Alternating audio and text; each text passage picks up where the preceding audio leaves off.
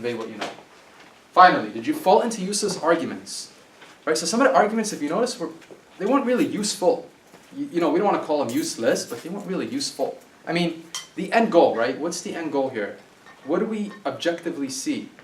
I mean, objectively, do we see that the person just having, or the Muslim having to defend, you know, Aisha radiallahu anha's marriage to the Prophet ﷺ, and, you know, the whole things about extremism and whatnot? Do we see that just having this, you know, argumentation with our non-Muslim friend? I mean, where is it going to get us, right? Is it going to get us to a point where we convince them that we are peaceful Muslims, we are civilized, and we are to be Americans, we are to be considered Americans? I mean, is that the objective? Is that the overall objective? There's obviously, as we can imagine, there's a greater objective. And that objective is to convey Islam itself, to call them to Tawheed, to call them to Allah subhanahu wa ta'ala. And we're going to do that in a systematic, effective way, inshaAllah. So, why it fails. And this is why the da'wah is failing today. This is why there are so many issues in da'wah. Because you fall into an endless cycling of questions. Question after question after question after question after question, right? That's what happened. And that's what I was doing. And honestly, I was doing it on purpose up here. I was demonstrating this on purpose because these are real case scenarios. This is exactly what happens out here. Is you'll go into one question and then you'll jump into the next. Oh, terrorism. Oh, jihad. Oh, Surah Tawbah, right? The Prophet ﷺ's age.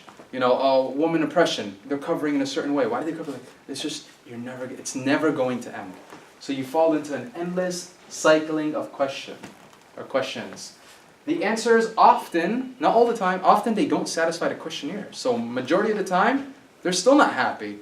They still leave with their kind of like misconceptions. Sometimes, with all honesty, sometimes you do articulate it in a way that it kind of just makes sense to them. It's like, okay, I understand now. Yes, sure. But overall, you know, from what I've seen, and many brothers can testify to this, they're usually not satisfied, especially when someone's like a hothead and really dislikes Islam, or just doesn't know about Islam enough. And all they've seen is what they know, which is, you know, propaganda, conspiracy, and media. You open the door to argumentation, given this the techniques that were used today. It opens doors to argumentation.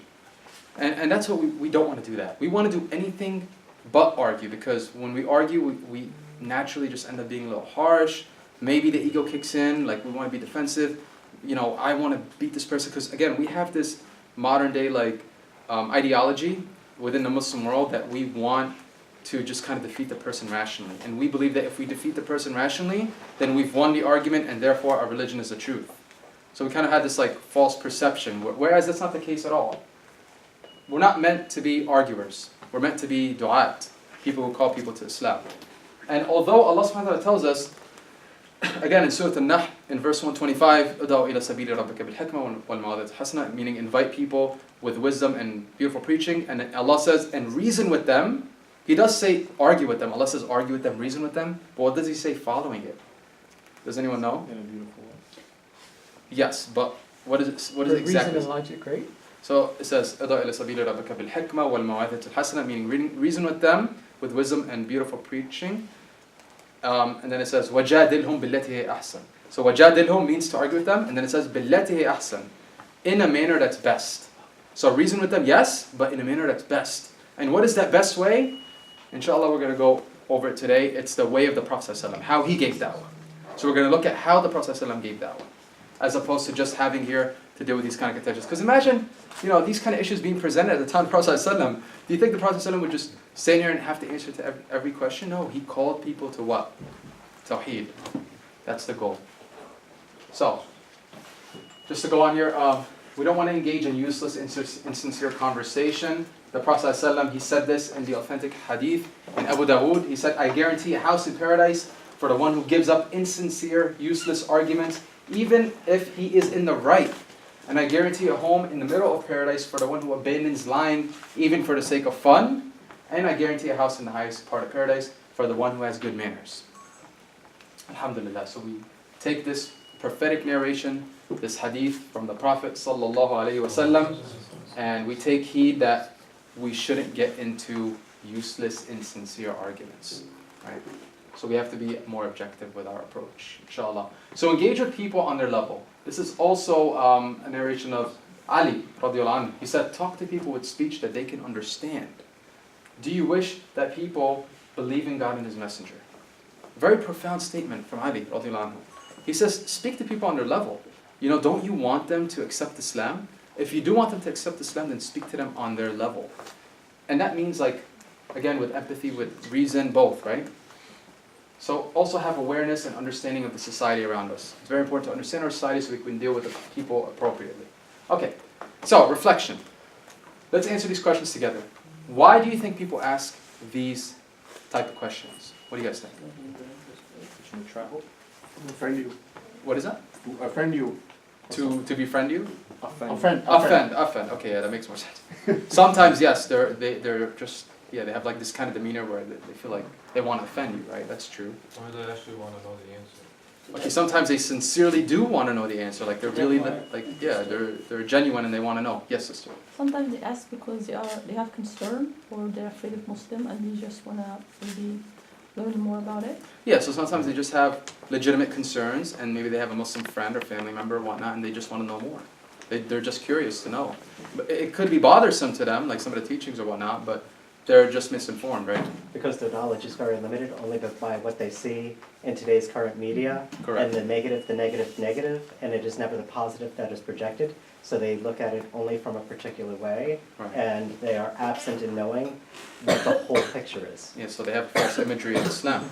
Absolutely. Yes. Sometimes they just want to just pick a fight. Sometimes they just don't want to get the answer. They just want to. Sometimes they don't have anything better to do.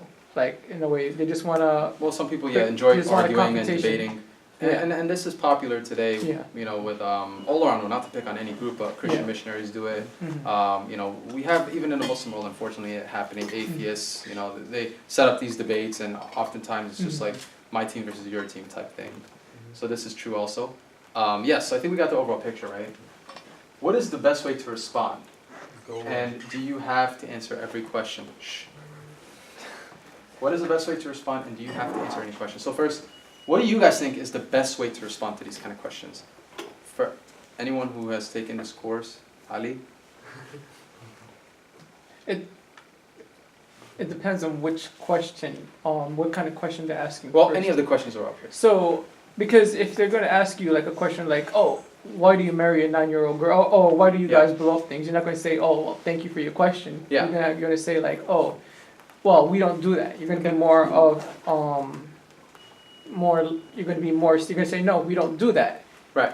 You- Yeah, you're gonna but if like someone reject say- it. You're gonna say, well, no, we don't. Yeah, You're you're not gonna gonna- agree with them. You're not going to agree with it. Or if they ask you, oh, why do you guys oppress women? You're going to say, oh, well, we don't do that, but thank you for your question. Okay. And you're going to respond in a nicer way. Good. But if I they're like gonna, that. yeah, so, Jazakallah khair. Do you have to answer every question? no. What do you guys think? This could be controversial. Because Right? no Some one people will say yes. no Some one people will has say an no. answer to every To the question. best of our knowledge, if we have No. that knowledge. Okay, so we have to answer every question to the No. best of our knowledge. That's one way to look at As it. long as it's Yes. You don't want to give them wrong answers. You don't want to give a wrong answer, so You'll you be a liar, don't think we that- should. That will create more problems. You don't think we You should don't know, answer every question, right? you should not answer any Well, question. that You you shouldn't don't answer know. every question. Right. So which questions should you answer? That you are confident. The that one you you're know. confident and know about. Okay, For that's sure. one way to look at it too. So, about the question, do you have to answer every question? Well, usually when I deal with Christians, when I explain Islam to them, I tell them, okay, you have a whole bunch of questions, but when I explain Islam to you, all your questions will be answered. Like this one Okay. explanation will take care of Sure. all your questions. Because when you're explaining something, So what Everything you're will saying become is clearer. you don't necessarily have to answer every question. you don't, because everything will We're take going care on the of right track now, alhamdulillah. Yeah. We're getting somewhere, and that's why it's all about perspective. Mhm. We're getting somewhere. Okay.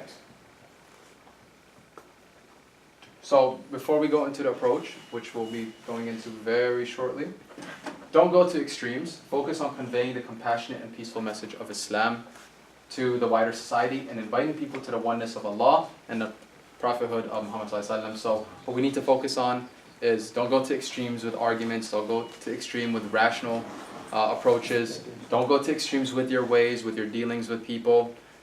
Remain balanced and focus on conveying a compassionate case for Islam. Focus on that, inshallah. And we must therefore focus solely on this and refrain from and reject all forms of extremism and hate speech. Of course, that's a given, right? Because the Prophet ﷺ, he said, beware of extremism in religion because the only thing that destroyed those before you was extremism in religion, as mentioned in An-Nisa'i. Alright, so here's the approach, brothers and sisters. This is, inshallah, the tool that I want to give you today, and I pray it's of benefit to you all. So first of all, who has heard of the GoRap method of giving da'wah? Put your hand down. Not everyone else. Who has heard? Not hasn't. Who has? You have heard of it. Okay. Okay. A few of you have heard. Who has not heard of it? Okay, the majority. So you guys are in the right place. And for those of you who have heard of it, great. Alhamdulillah, it's still very relevant. So let's continue. So, the GoRap method is basically a specific da'wah technique. Okay, it's a specific da'wah technique. It's an acronym. Okay, an acronym is just like the letters that make up something. Or it stands for something. It puts foundations of Tawheed first. That's the goal, right? You put everything else secondary, and you put Tawheed first. Because Tawheed, after all, is the pinnacle, right, of the deen. The beautiful thing about the GoRap method is it's one answer to most questions. So you present any question, you have a good response. One answer to most questions. It's reasoned and logical. It avoids difficult issues, such as the ones we've seen here, and it cuts potential for arguments.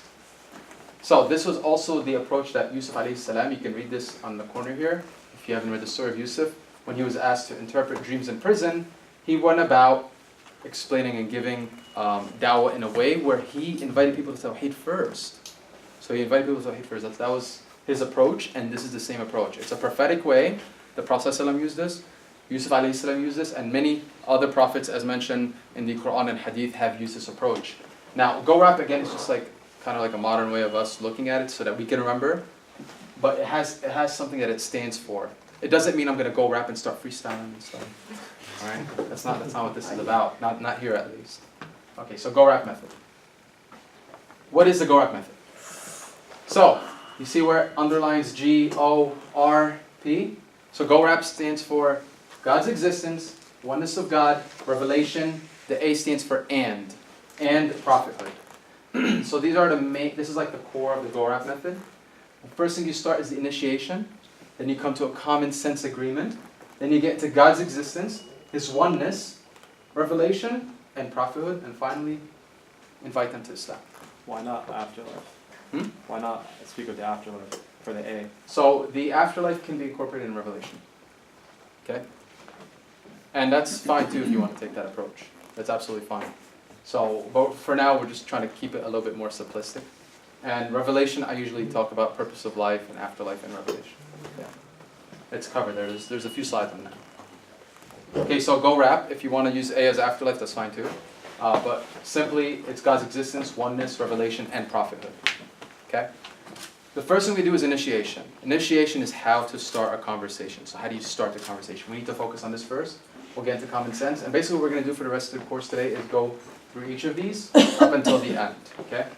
And we're going to practice. As we go along, we're going to practice. We're going to have sessions where we'll break you guys up and you're going to continue practicing. We're going to practice more up here. And we're going to kind of compare, kind of like before-after type thing. So before, we'll try it again and see, inshallah, where we stand. So, again, it's a simple call and logic behind it.